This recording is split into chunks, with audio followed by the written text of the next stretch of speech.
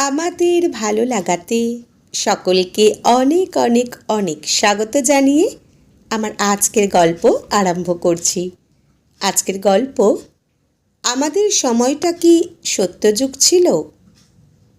গল্পটি তাহলে শুরু করি। নাতনির আজ মাধ্যমিক পরীক্ষা শেষ হবে।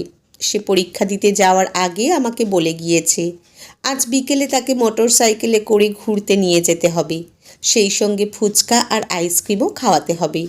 হেসে তাকে বলেছি, ঠিক আছে, তুই ভালোভাবে পরীক্ষা দিয়ে আয়, তারপর যেখানে বলবি সেখানে নিয়ে যাব, যা বলবি তাই খাওয়াবো।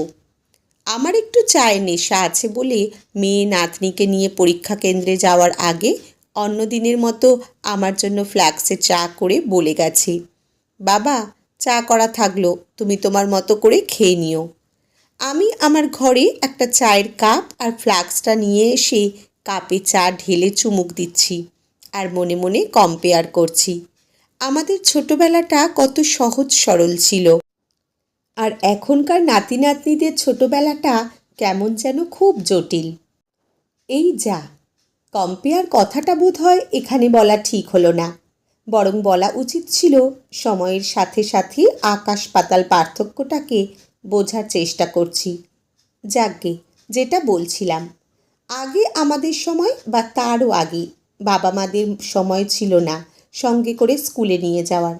এখন সন্তান একা একা স্কুলে যাবে সেটা বাবা মারা ভাবতেই পারে না।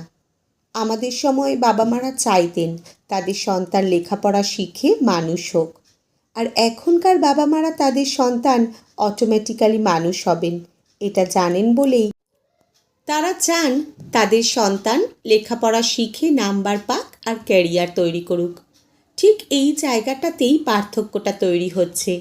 এখনকার সন্তানদের কি স্কুলে কি বাড়িতে শাসন করা যাবে না, তার উপর ছোট থেকে নাম্বারের কম্পিটিশনে দৌড়ে খেলাধুলা না করতে পেরে তাদের মন মানসিকতাটাই নষ্ট হয়ে যাচ্ছে। আমাদের সময় বাবা স্কুলে ভর্তি করে হেডমাস্টার মহাশয়কে বলে দিতেন দুষ্টুমি করলে শাসন করবেন। এখনকার বাবা মাদের বেশিরভাগই একটি করে সন্তান, তাই হয়তো তারা স্কুলের শিক্ষকরা শাসন করলে তাদের নামে কেস করে। ঠিক এই কারণেই এখনকার ছেলেমেয়েরা কারণে অকারণে প্রশ্রয় পেয়ে পেয়ে একটু শাসন করলেই তারা সুইসাইড অ্যাটেম্প্ট করে। অথচ আমাদের সময়ে শাসন পদ্ধতি বা তার ব্যবস্থা এতটাই ভয়ঙ্কর ছিল যে ছোটোখাটো দোষ বা অন্যায় করলেই বাঁশের কঞ্চি পিঠে ওইভাবে পড়ত। জ্বালা যন্ত্রণায় চিৎকার করে কাঁদলে কান্না থামানোর জন্যেও আলাদা করে মারত বাবা দাদারা।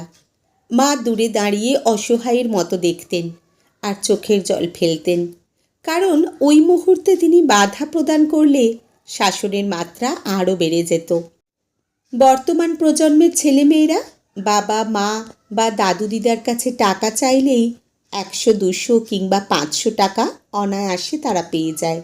আর আমাদের সময় সারা দিন মার পিছনে ঘ্যানর ঘ্যানর করলে হয়তো 5 পয়সা কিংবা 10 পয়সা, তাও হয়তো কপাল ভালো থাকলে পাওয়া যেত। তবুও আমরা গর্বিত 50 কিংবা 60-এর দশকের সন্তান হতে পেরে। অ্যাকচুয়ালি আমাদের চাহিদা ছিল খুবই কম, তাই আমরা অল্পতেই সন্তুষ্ট হয়ে যেতাম। আমাদের সময়টাই পাড়ার বড় বোন, ছোট বোন, বড় ভাই, ছোট ভাই মিলে একসঙ্গে খেলতাম। অস্বীকার করার উপায় নেই, সেই সময় আমাদের সময়টাও খুবই রোমাঞ্চকর ছিল। তাড়াতাড়ি পড়াশোনাটা করি কিংবা স্কুল থেকে ফিরে খাই না খাই আগে খেলতে যেতে হবে, কিন্তু আজ বড় কষ্ট হয়। নাতি নাতনিদের পিঠে ঝোলানো ব্যাগটার দিকে তাকালি, তাদের তো খেলার সময়ই নেই। চায়ের কাপে শেষ চুমুক দিয়ে কাপটা নামিয়ে রেখে মনে হলো নাতনিদের আর আমাদের ছোটবেলাটা এরা হয়তো কোনো দিনই উপলব্ধি করতে পারবে না।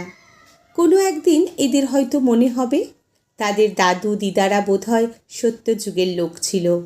ঠিক আজ যেমন আমরা পিছনে ফেলে আসা দিনগুলোর দিকে তাকালে মনে হয়। আজকের গল্প এখানেই সমাপ্ত। কলমে সুপ্রিয় ভট্টাচার্য, পাঠে জয়তী। ধন্যবাদ।